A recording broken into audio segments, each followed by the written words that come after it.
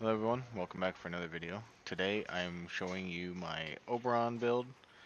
It's a pretty simple build, not too much like too much going on. First things first, I did replace his first ability with Tempest Barrage from Hydroid because with Tempest Barrage equip the Viral Tempest, you get corrosive and viral procs on enemies. It's good. Hollowed Reckoning and Phoenix Renewal for my other augment mods. The Reckoning one, basically just, you know, uh, creates, when you get kills with it, it creates circles around the enemies that were killed, which increases armor, and, yeah, adds a damaging overtime effect to the enemy, just radiation, more radiation procs. For renewal, the Phoenix Renewal basically, pretty simple. Taking fatal damage while under the effects of renewal will instead heal you or allies to 50% health. This effect triggers only once for each ally every 90 seconds. Basically, you get killed, boom, you back up. It doesn't say, but it also fills your energy. And then, of course, it's just healing you and your allies over time too for the base. And then Hollowed Ground. I do not use the Hollowed Ground augment. I tried running with it, but with the Hollowed Eruption mod, you cannot activate a second Hollowed Ground like you can normally. Like, it gets rid of reactivating or putting more than one Hollowed Ground on the field at a time. So I just decided to forego it.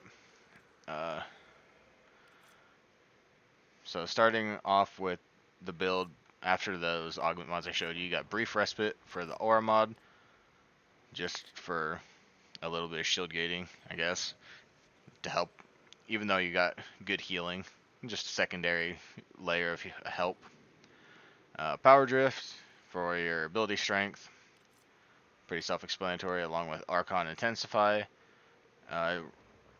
Reason I chose this over regular Intensify, of course, you're healing with Renewal, so in the long run you're having more ability strength. Stretch, ability range is good here, same with Prime Flow. Prime Continuity, again, if you don't have Prime version, just use the regular. I don't even have them all ranked all the way up, so it's not even getting the full benefit. And the Streamline, because otherwise Renewal gets very costly. Like, it already drains, even with this setup, it drains it somewhat decent if you have like way too many enemies around you, or you got ally taking way too much damage. So Streamline just to help with that. And then for Arcanes, more efficiency, multi-augmented, pretty self-explanatory, more duration, more ability strength. I don't have any Archon shards on here. You could probably make this build better with Archon shards, but I don't have any of the new ones, so showing you how I run it. Not to mention, not everybody can get a hold of those, so I'm gonna fill up energy here. We'll just boom, spawn some enemies. Boom, boom, and then pop that whenever you use to pop this, and then it's just simple.